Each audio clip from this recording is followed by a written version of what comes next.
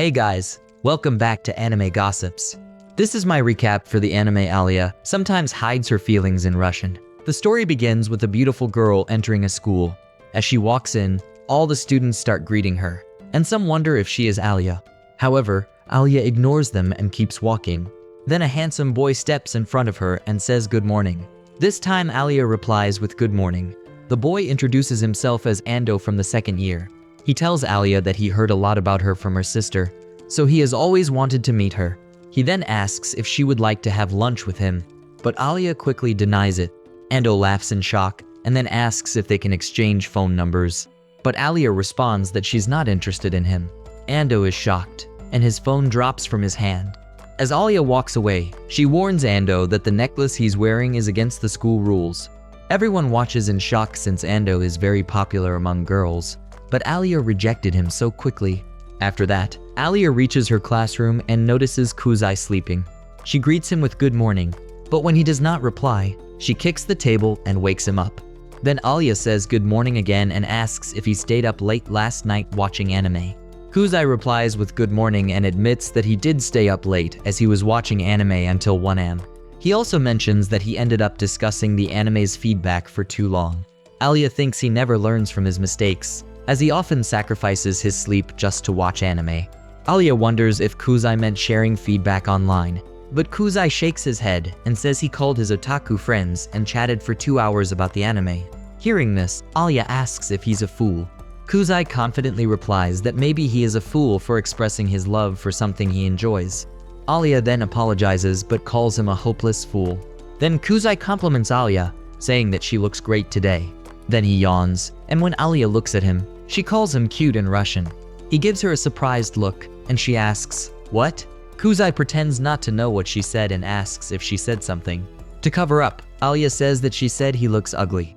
After that, Kuuzei asks Alya if he can take a look at her chemistry textbook. Alya wonders if he forgot his book again, and when he admits it, she agrees.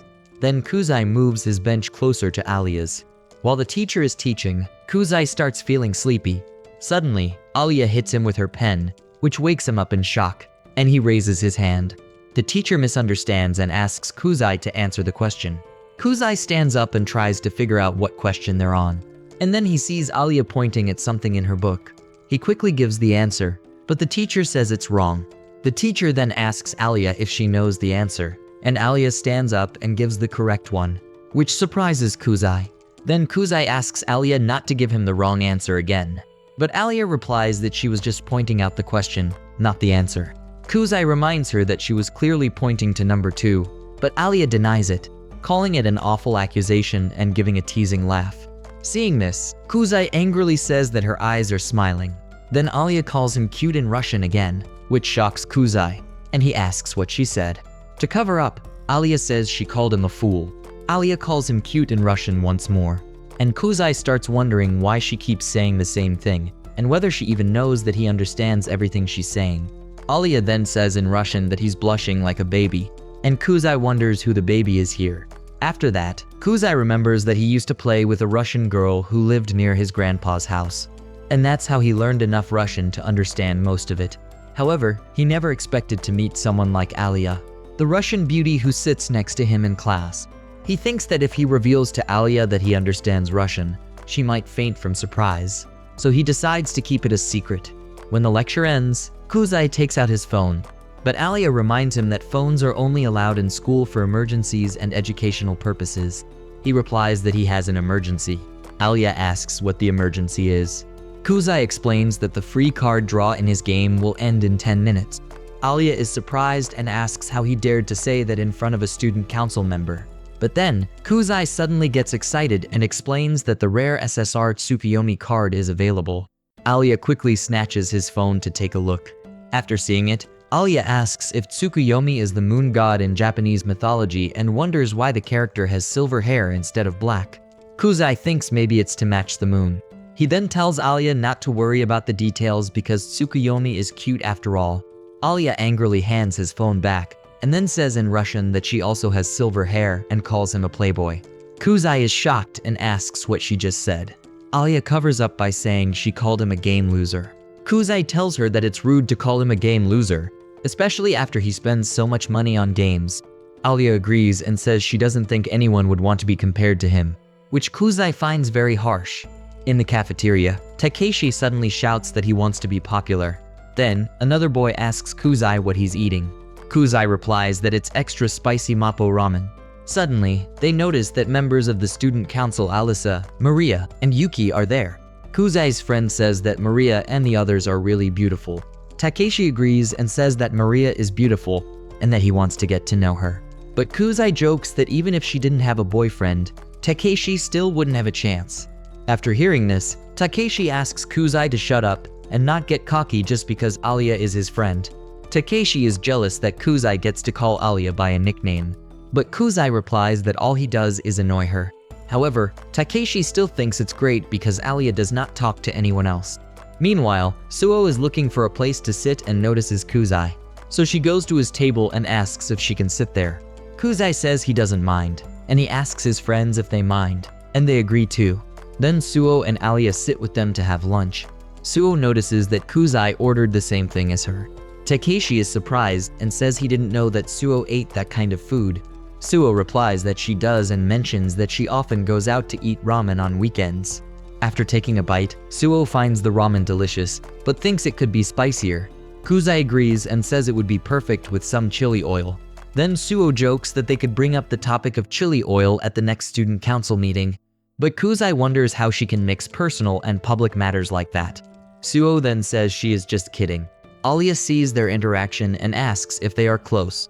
Suo tells her that she and Kuuzei are childhood friends and have been going to the same school since kindergarten. Then Kuuzei asks Suo if she and Alya are close. Suo replies that they are getting to know each other and then mentions that she wants to become friends with Alya. However, Alya says that if they became friends, Suo might not have fun. Suo then asks Alya if she would mind becoming her friend, and Alya replies that she doesn't mind. After that, Takeshi and the other friend leave the table. Then Suo gets close to Kuuzei and asks if he has thought about joining the student council. Kuuzei replies that he has no intention of joining. Suo reminds him that if he joins, he will get to work with her and Alya. Then Suo tells Alya that she was the president and Kuuzei was the vice president in the past. Kuuzei explains that he only joined because Suo asked him, as in their school, the student council president and vice president had to team up. So he had no choice but to help. After hearing this, Alya says that she has known about that for a long time in Russian, and then angrily drinks her soup. After Suo leaves, Alya tells Kuuzei that she is surprised to know that he has a female friend. Kuuzei wonders why she's surprised, and when Alya asks what he means, Kuuzei explains that she is also his female friend. Then Alya asks if they are friends, but Kuuzei questions back if they are not, and Alya replies yes, they are. Then she walks ahead. Kuuzei asks where she's going, and Alya informs him that she is heading to the student council room. Meanwhile, at night, Kuuzei dreams about a past moment when he was playing with a Russian girl. They watched the sunset and talked in Russian. But just as the girl is about to kiss him, he wakes up. He recalls how he studied Russian so hard because he wanted to talk to her, but now he does not even remember her name. The next day, Kuuzei goes to school early and cleans the classroom. When Alya arrives, he greets her with a good morning, and she responds the same. He explains that he woke up early and had nothing to do, so he decided to clean the classroom. Alya says that it must be a rare day since he woke up early. Kuuzei ignores the joke and compliments her on how good her Japanese is. Suddenly, Kuuzei notices Alya's dirty socks and asks what happened. Alya explains that they got wet from a splash caused by a passing truck, but she considers it her fault for walking too close to the road. She reassures him that it's okay since she has spare socks. Then she asks Kuuzei if he and Suo were both on the student council in middle school. When Kuuzei says yes, she asks if he is planning to join the student council now. Kuuzei gets curious about why she's asking, so he tries to avoid the question. However, Alya insists for an answer, and Kuuzei finally tells her that he's not planning to join the student council. After that, Alya suddenly takes off her socks, which surprises Kuuzei. He quickly tries to look away, but Alya notices and playfully asks him to bring her spare socks from her locker, mentioning that she can't walk since she's already taken her socks off. Kuuzei agrees and brings them for her. When he returns, Alya asks him to help her put the socks on. This shocks Kuuzei, and he questions why she is asking him to do it. Alya replies that it is a reward for him for bringing her socks. Kuuzei hesitates and says that such a request is usually reserved for a special group of people. Alya teases him by asking if he considers it a reward, and he reluctantly admits that he does. Then she quietly says that this is also a reward for her in Russian. After hearing this, Kuuzei wonders why Alya uses Russian to hide her true feelings, and thinks that she might be teasing him on purpose. Alya sees him confused and asks what's wrong. Kuuzei replies he was just thinking about what she said. Alya quickly covers up by saying that she called him a wimp, then tells him to forget it, and that she will put the socks on herself. But this time, Kuuzei gets serious and grabs her leg. As he starts putting the socks on her feet, his hand accidentally slips and touches a place that he shouldn't have. Alya gets shocked and kicks him in the face, and then walks away. After realizing he messed up, Kuuzei wonders what to do next. After some time, Kuuzei stops Alya, and she asks him what he wants. Kuuzei struggles to find the right words. Then Alya calls him a pervert with a foot fetish in Russian. Kuuzei asks if she can forgive him now. Alya replies that she's not angry anymore and even apologizes for kicking him. She asks if he's okay, and Kuuzei says yes, though she seems unsure and moves closer to check his neck. Kuuzei quickly steps back and insists that it doesn't hurt at all. Suddenly, he thanks her for showing him something good. Alya gets shocked and realizes that he might have seen her underwear. Kuuzei confirms this by thanking her again for showing him something so beautiful. Alya gets furious and punches him in the face. She then calls him a fool in Russian. To calm her down, Kuuzei asks her to take pity on his neck. He starts chasing after her and apologizes for going too far, but Alya angrily tells him to shut up and stop following her. Kuuzei suggests they sit and talk, but Alya replies that she has nothing to say. Then, she suddenly jumps over a wall, and Kuuzei realizes how athletic she is. After 10 minutes, both Kuuzei and Alya get tired, so they sit down to rest on some stairs. Kuuzei asks Alya if she's okay, and she replies that she would not be in this condition if he had not chased her. Kuuzei agrees and apologizes, but then Alya says it's her fault as well. Then, Kuuzei offers her a can of red bean soup. Alya suspiciously asks what he wants. Kuuzei sweetly replies that he hopes it can be a small token of his apology. Alya tells him not to be so dramatic, but takes the soup, mentioning that she's only accepting it because she's thirsty. Then, Alya asks in Russian if he wants a drink. Kuuzei is shocked and wonders if she means an indirect kiss, and if saying yes would mean he can kiss her indirectly. To avoid the situation, he pretends not to understand and asks her what she said. Alya quickly covers up by saying she meant that after exercising, they should drink something sweet. Kuuzei replies that usually people drink something cold after exercising. Alya then gives a playful smile and says in Russian that he doesn't know anything. But inside, Kuuzei is screaming that he understands everything. After a while, Kuuzei arrives at the supply room, and Suo gets happy to see him. When Kuuzei asks her why she called him there, Suo gets a bit upset and scolds him, saying that he should apologize for making her wait. Kuuzei does apologize, but in a teasing way, and Suo cutely admits that she was waiting for him. Just then, Alya arrives and says that they seem too close. Kuuzei gets surprised to see Alya, but Alya tells him that she was there the whole time and apologizes for bothering him. Kuuzei says it's okay, but thinks she's being a jerk. Then Kuuzei asks Suo if she wants him to tidy up the supply room, and she agrees. After seeing how well Kuuzei works, Suo praises him and says she knew he was good at this. She then asks him to bring down a board game from a high shelf, and Kuuzei brings it, and Suo thanks him. Kuuzei gets curious to see the card games, so Suo explains that they plan to use them at the school festival and that she played them at the recent student council party. When Kuuzei asks who won, Suo jokingly says she thought he would guess that she won. But then Alya interferes and tells them to go back to work. Suo apologizes and returns to work, but Alya starts feeling ignored, so she asks Kuuzei to pay attention to her in Russian. Kuuzei gets shocked, but Alya keeps insisting that he talk to her in Russian, which makes him more anxious. After they finish their work, both girls thank Kuuzei for his help. Just then, a senior student named Kanzaki, who is the president of the student council, arrives and asks if they are done.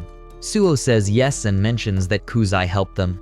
Kanzaki compliments Kuuzei by mentioning that he has heard about his talents. Kuuzei thanks him and realizes that Kanzaki has a leader-like presence. As Kuuzei starts to leave, Kanzaki stops him and offers a treat to Kuuzei since he helped them. Kuuzei politely declines Kanzaki's offer and thanks him for the kindness. Suo then teases Kuuzei by reminding him that there's no dinner at home, so it's a good offer. Kanzaki asks Suo how she knows so much about Kuuzei's family, and she replies that it's because they are childhood friends. Kanzaki says that's perfect and invites Suo and Alya to join them. Both agree, but Kuuzei is a bit surprised. They all go to a restaurant, where Kanzaki praises them for finishing the work quickly. But Suo gives the credit to Kuuzei and then mentions that Kuuzei is amazing at both manual work and paperwork, and he is also good at negotiating. Kuuzei feels flattered but a bit embarrassed as well. Kanzaki points out that it's rare for Suo to praise someone and then asks Kuuzei to join the student council. Kuuzei apologizes and explains that he did not want to join because he had a hard time in middle school. Kanzaki tells him that while the workload in high school is heavier, it's worth the effort, and it could even help with his grades. However, Kuuzei thinks that he is not motivated or ambitious. Then Suo tells him to reconsider and join the student council with her, mentioning that they can run for the president post together. But Kuuzei declines and asks her not to force him. Then Kanzaki mentions that Alya is also planning to participate in the student council president election. Kuuzei is shocked and asks Alya if she is really participating. Alya confirms that she is and says that she is competing against Suo next year. After that, they finish their meal and leave the restaurant. Outside, all three thank Kanzaki for the meal. Kanzaki then says that he and Suo are going in the opposite direction, so he asks Kuuzei to walk with Alya. After Kanzaki and Suo leave, Alya tells Kuuzei that he doesn't have to walk with her, but Kuuzei insists, and they walk together. As they walk, Kuuzei asks Alya if she is really participating in the student council president election, and Alya confirms it. After that, they reach a spot where Alya thanks him for walking her home. They both then head to their own homes. When Kuuzei arrives at his apartment, he notices a pair of girls' shoes at the entrance. When he enters, Suo welcomes him. Kuuzei asks why she's there, and Suo replies that she's staying over for the night. Kuuzei reminds her that he didn't tell her that she could. Then Suo starts reading a novel where she reads about a hero and heroine walking together, and she guesses that they must be siblings. She wonders why the heroine didn't realize this. But then Kuuzei points out that Suo has no right to say that, since she's the one who insists on setting up childhood pals in school. Then Suo argues that it's not a setup and asks Kuuzei if he even knows what a childhood pal is. Kuuzei answers that it's someone who's been a friend since childhood. Suo quickly agrees and says that siblings are actually childhood friends.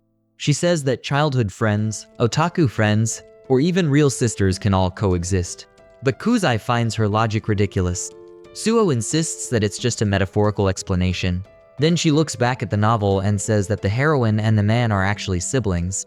Kuuzei agrees, but then Suo reveals that they kissed, which shocks Kuuzei. Suo thinks the novel is going to be a masterpiece, but Kuuzei suggests that logically, the hero and heroine must not be blood-related siblings. Suo grabs his neck and says that real siblings would make the story even better. The next morning, Suo wakes up Kuuzei by sitting on him and says, "Good morning, brother," but Kuuzei thinks that his morning is ruined because of her. Suo then tells him that this is a typical little sister's move of waking up her brother, and he should be happy about it. Kuuzei asks her not to wake him up like that and says it's just DV. Suo misunderstands that DV means Dear Venus, but Kuuzei corrects her, saying it means domestic violence. Hearing this, Suo calls him hopeless and teases that next time she will hide under his bed to grab his leg when he gets up. Kuuzei asks her what she wants and to get off. Suo teasingly asks if he has a boner, to which Kuuzei responds, "Go to hell." Later, they go to a mall and see a movie poster. Suo gets excited and suggests watching the movie, but Kuuzei refuses and tells her not to buy tickets without permission. They then go to a clothing store, where Suo checks out a dress. Kuuzei is shocked to see that the little dress costs 15,000 yuan. Suo explains that women's clothing often costs a lot for just a piece of fabric. Meanwhile, Alya is secretly watching them from behind. However, Suo has already noticed Alya. She informs Kuuzei that Alya appeared right after they came to this floor. Kuuzei is surprised that Alya has been following them for so long and mentions that he is impressed by Suo's observation skills. Suo says she has a high-performance sensor and can sense the gaze of someone she knows. But Kuuzei teases her by asking if she feels embarrassed while saying that, and surprisingly, Suo confidently admits she is. As Kuuzei is thinking about what to do next, he realizes that Suo has already approached Alya. They both go over to Alya, who is still in a hiding position and feels anxious when she sees them. Kuuzei greets her, saying, "What a coincidence." Then Alya steps out and replies that it really is a coincidence. She explains that she just noticed them, but could not find the right moment to talk to them. Suo asks Alya what brings her to the mall, and Alya replies that she's there to buy some clothes. Suo then asks if Alya has had lunch, to which Alya denies. Suo invites her to join them for lunch, but this surprises Kuuzei. He asks Suo if she is really planning to take Alya to that place. Suo asks why she shouldn't. Kuuzei suggests that if Alya is coming along, they should eat somewhere else. Alya asks Kuuzei what the problem is, but he stays silent. Then Suo asks Alya if she likes spicy food, and Alya replies that she likes it.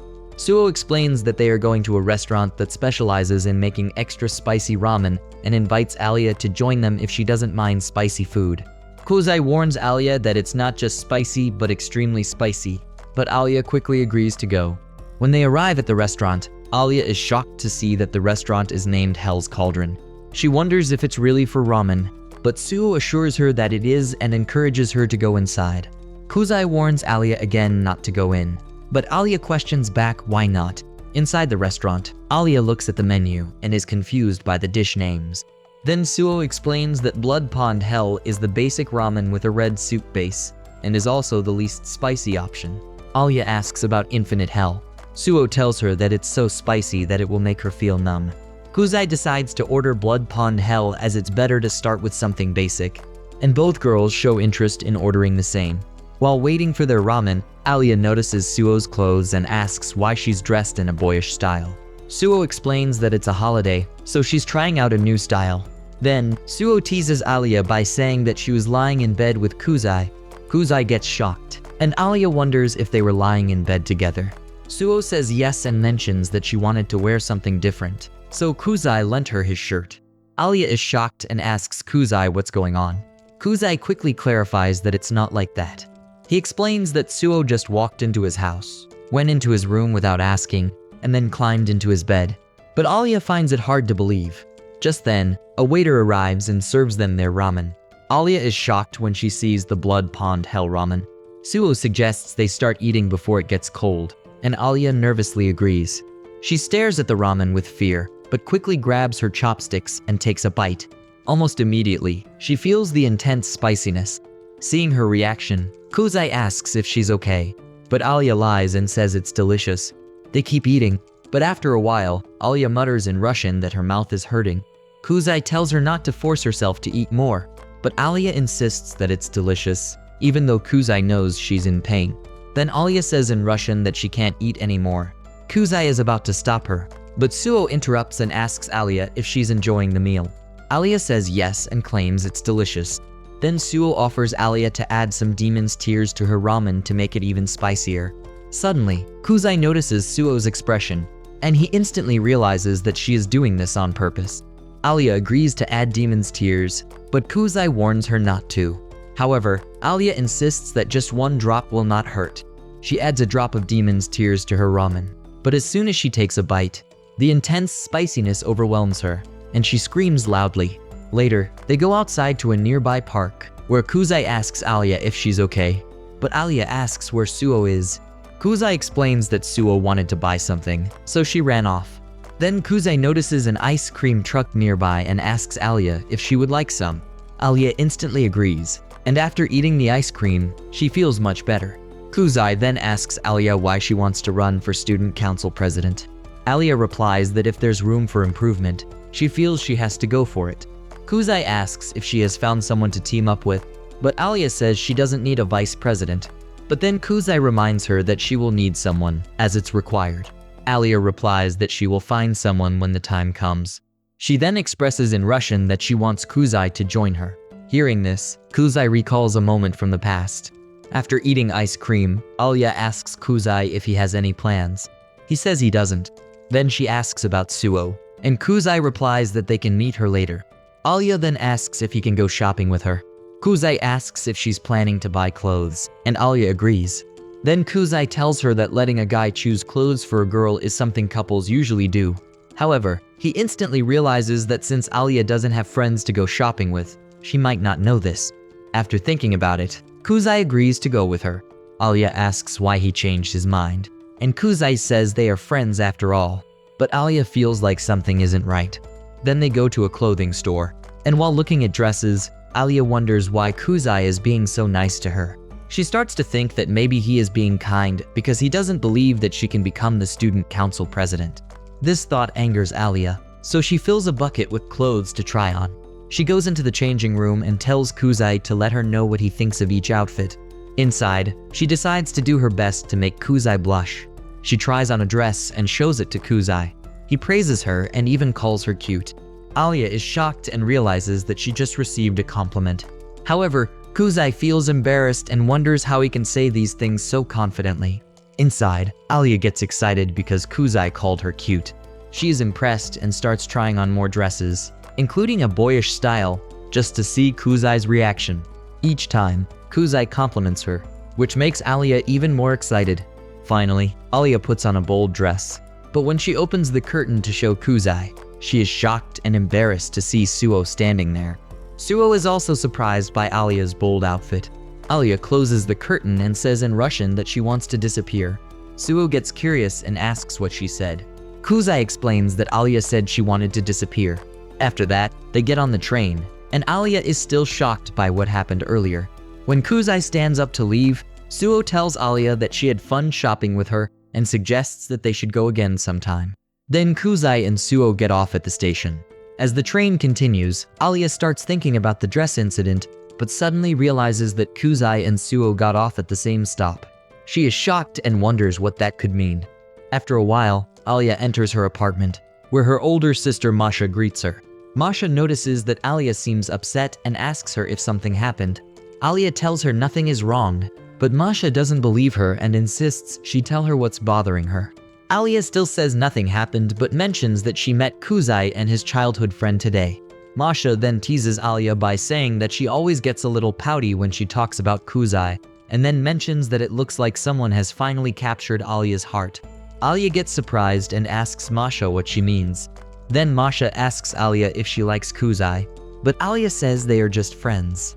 Masha then questions Alya why she became friends with Kuuzei, especially since Alya usually dislikes people who are unserious or do things half-heartedly. In a flashback to 6 years ago, when Alya is in Vladivostok, her teacher asks the students to form groups and divide tasks to investigate nearby shops. She also promises an excellence award for the best group. Alya is excited and forms a group with 2 boys and 1 girl. She is responsible for visiting the florist and butcher shops, while the others visit different stores like clothing shops. Alya agrees and decides to do her best. She goes to the flower and butcher shops and makes a report. But the next day at school, when she asks her group members about their work, one boy admits that he hasn't done his part yet. Alya is shocked and asks him why he hasn't done his part. The boy replies that they still have a week left, so it is fine. But Alya gets angry and says it is not fine. She asks them why they aren't taking it seriously, but this questioning leads to a fight between them. The teacher arrives and stops the argument. After that, Alya decides to work on the project alone. When the teacher announces the results later, the Excellence Award goes to another group. Alya gets shocked, and on her way home, she wonders why others don't take things as seriously as she does. She realizes that it is her fault for expecting too much from others and tearfully decides to do everything by herself from then on. A few years later, Alya transfers to a new school, where a girl asks her if she really passed the difficult transfer exam. Alya agrees, and then a boy asks if she lived in Japan before, since her Japanese is so good. Alya agrees and says that she lived in Japan for 5 years. After that, they leave, but Alya notices that Kuuzei is still sleeping despite the noisy surroundings. She wakes him up by reminding him that class is starting. Kuuzei stands up and asks Alya if she is the transfer student who spoke at the entrance ceremony. Alya agrees and introduces herself. Then Kuuzei introduces himself too. After that, Kuuzei notices Hikaru and says he is also in this class. Hikaru replies that he has always been there and mentions that Takeshi is in this class too.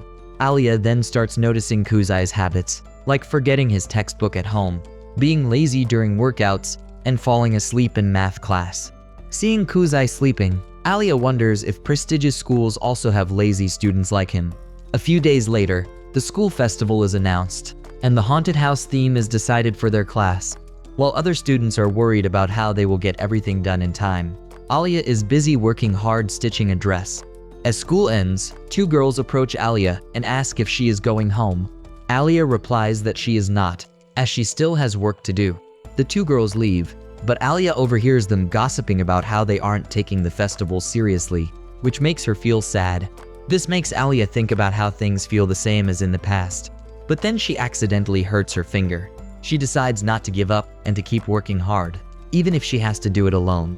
Just then, Kuuzei arrives and notices that Alya is still there. Alya asks why he is still at school. Kuuzei replies that something has come up, and he tells Alya that she should go home, mentioning that they could work on the task together tomorrow. But Alya tells him not to worry, as she will finish the work and go home afterward. Then, Kuuzei informs her that he has asked the handicraft club for help with making the costumes, and shows her a permit for using the boarding house. Alya asks how he got it. Kuuzei explains that he asked the former president for help and used her connections. He also mentions that the handicraft club agreed to help if he lent them some boys. And now he is confident the boys will help once he tells them. It is a good chance to show the girls how reliable they are.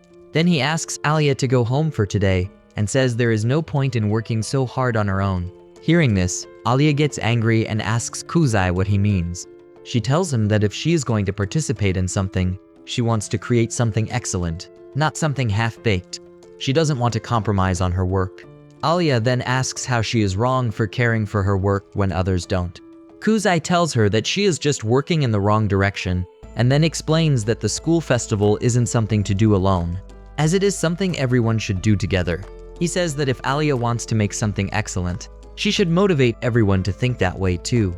Kuuzei mentions that others might get upset with her approach, but then apologizes for saying that. Alya then leaves, telling Kuuzei she is going home. Kuuzei says okay and thanks her for her hard work. As Alya walks home, she wonders what Kuuzei meant. When the day of the school festival arrives, everyone works together, and their class performs so well that they win an award. That night, all the students participate in a folk dance on the playground. When Alya arrives, Kuuzei notices her and praises her work. He mentions that the school is really old-fashioned when it comes to after-party traditions. Alya asks if she can sit next to him, and Kuuzei agrees. He then asks if she is not dancing and jokes that she must be popular with the boys. He also asks if she doesn't know how to do folk dance. Alya finds this rude and tells him that she can easily learn such a simple dance since she did ballet as a child. She further explains that she used the excuse of not knowing this dance to turn down everyone's invitations. Kuuzei thinks that must be tough for her, but Alya replies that she is used to it. Kuuzei understands and says that's why people call her the solitary princess. Alya asks him what he means by that, and Kuuzei explains that other students call her by that nickname. Kuuzei notices Alya's expression and asks if she is unhappy about it. Alya admits that she might be. Kuuzei then asks if it is because the name suggests she has no friends. Alya tells him that's not it, but asks him not to use such a negative tone. Kuuzei apologizes, and Alya explains that she doesn't like being called a princess because it makes her sound like a fairy tale character who knows no hardships. Hearing this, Kuuzei wonders how Alya interprets the nickname. Alya then says that in terms of appearance and talent, she might be more gifted than others, but she never thought of relying on those things, and she doesn't like it either. Kuuzei understands and promises not to call her solitary princess anymore. Alya thanks him, but Kuuzei is confused and asks why. Alya explains that she was wrong to think that she should do everything alone, as if she had. She would not have been able to enjoy the school festival like she did now. Kuuzei tells her not to worry about it and reminds her that all he did was help with the paperwork. Alya then asks Kuuzei if he wants something as a token of gratitude for her past behavior. Kuuzei thinks for a moment and asks if, in Russia, people have a habit of calling each other by special nicknames. Alya agrees and says her family calls her Alya. Kuuzei then says all he wants is to call her by that nickname. Alya asks how that counts as a token of gratitude. Kuuzei replies that since everyone in class looks up to her, if he becomes the only guy who can call her by her nickname, it will make him very happy. Alya asks if he's being silly, but Kuuzei just thanks her with a smile. Just then, 3 students approach Alya and each asks her to dance with him, but Alya says no. The boys keep insisting, but Alya still refuses. At that moment, Kuuzei steps in, grabs Alya's hand, and then tells the boys that she already has plans with him. Then he takes Alya to the folk dance area, while Alya feels shy.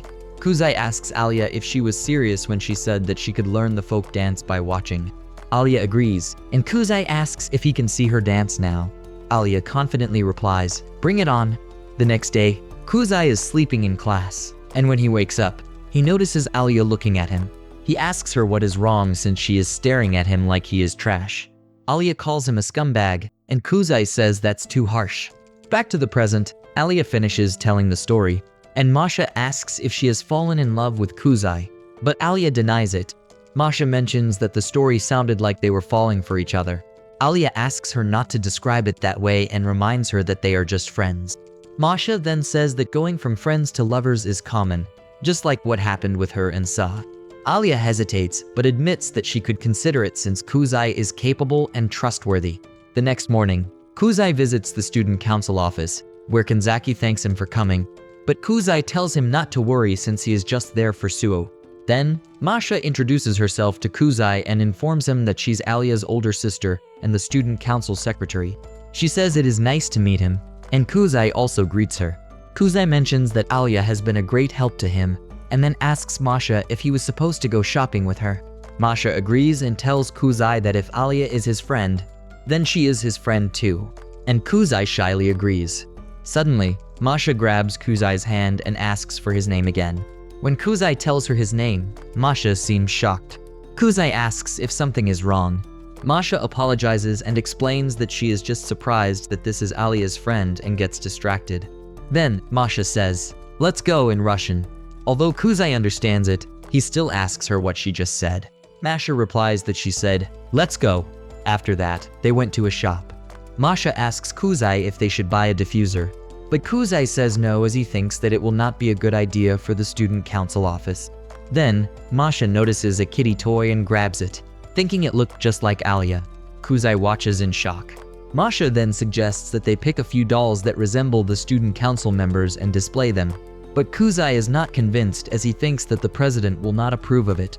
Masha shows him a doll, and Kuuzei says that the resemblance is uncanny. They look at several dolls but eventually decide not to buy any for the council. However, Masha still buys the kitty doll for herself.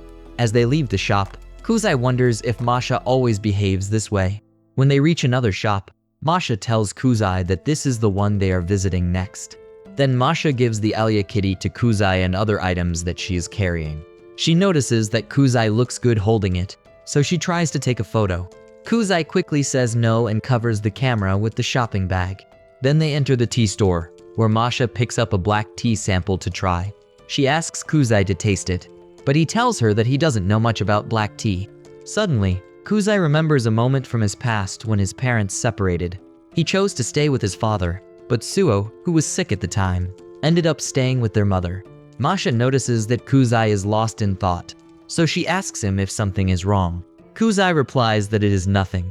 Masha then gently places her hand on his face and mentions that he looks like he is in pain. She gives him a caring hug, and Kuuzei feels a strange but familiar sensation. However, the moment gets ruined when Kuuzei realizes that Masha's hot black tea is touching his back. He starts screaming and informs Masha about it, but the tea eventually spills on him. And that's the end of the video. Please comment and let me know if you want a recap of the next episode of this anime. As always, if you liked what you saw, subscribe to the channel. I'll be uploading a lot of videos just like this one, and I'll see you in the next one. Till then, goodbye.